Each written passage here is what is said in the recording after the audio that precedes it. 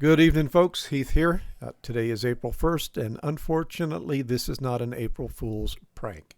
I've got another book that we found in the Cameron High School library that contains content that I do not believe is appropriate for minors. It is Maya Angelou's book, I Know Why the Caged Bird Sings. Yes, I've read the book. Yes, I understand it's an amazing survival story, but the content that is in the book is probably not appropriate for kids. Before we get into the content in the book, I would like to go into the details. This is Destiny, the program that the school district tells parents they need to use to decide whether or not this book is appropriate for their children to read. I would ask you to pause the video, read the overview and the additional summary. There's a lot of stuff that is not here in that book. Well, there's a lot of stuff they don't tell you about what is in the book. Related subjects. Okay. They don't give you any of the details about what type of content you can expect to see in this book. It doesn't talk about the racism. It doesn't talk about the rape of an 8-year-old girl. It doesn't talk about anything in those veins that would concern a parent under the related subject. Destiny is not a good tool to enable parents to have a good look at the content that their kid is about to read. I Know Why the Caged Bird Sings. Autobiography. Yes, I understand it's a true story. This book contains references to child molestation, sexual activities involving minors, profanity, derogatory terms, alcohol use, and a whole lot of violence. By the way, they rate it 3 out of 5, minor restricted, not for kids. One morning she got out of bed for an early errand and I fell asleep again. But I awoke to pressure, a strange feeling on my left leg. It was too soft to be a hand, and it wasn't the touch of clothes. Whatever it was, I hadn't encountered the sensation in all the years of sleeping with Mama. It didn't move, and I was too startled to. I turned my head a little to the left to see Mr. Freeman was awake and gone, but his eyes were open and both hands were above the cover. I knew, as if I had always known, it was his thing on my leg. He said, "Just stay right here, Ritty. I ain't gonna hurt you." I wasn't afraid, a little apprehensive maybe, but not afraid. Of course, I knew that lots of people did it, and they used their things to accomplish the deed, but no one I knew had ever done it to anybody. Mr. Freeman pulled me to him and put his hand between my legs. He didn't hurt, but Mama had drilled into my head, "Keep your legs closed and don't let nobody see your pocketbook." Now, I didn't hurt you. Don't get scared. He threw back the blankets and his thing stood up like a brown ear of corn. He took my hand and said, "Feel it." It was mushy and squirmy like the inside of a freshly killed chicken.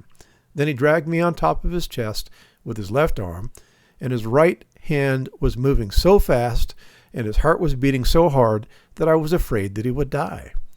Finally, he went quiet, and then came the nice part. He held me so softly that I wished he wouldn't ever let me go. "I got to talk to you, Ritty." He pulled off his shorts that had fallen to his ankles and went into the bathroom. "If you ever tell anybody what we did, I'll have to kill Bailey."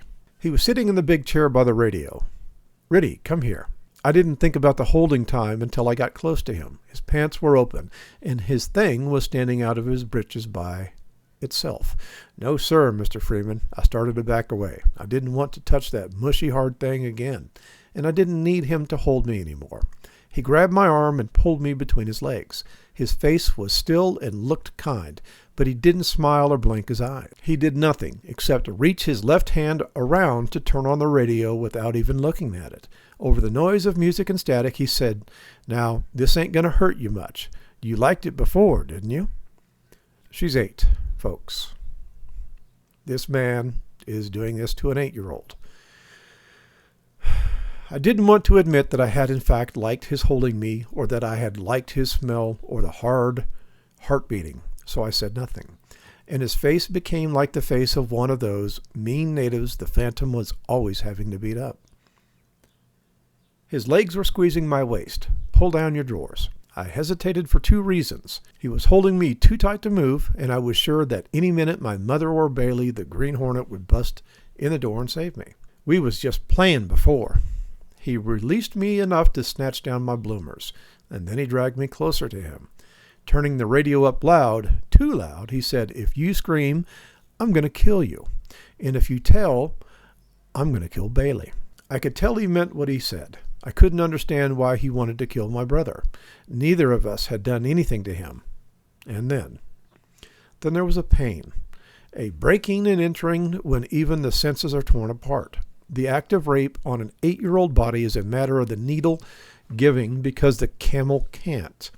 The child gives because the body can, and the mind of the violator cannot. I thought I had died. I woke up in a white-walled world, and it had to be heaven. But Mr. Freeman was there, and he was washing me. His hand shook, but he held me upright in the tub and washed my legs. "I didn't mean to hurt you, Ritty. I didn't mean it. Remember, don't you tell a soul."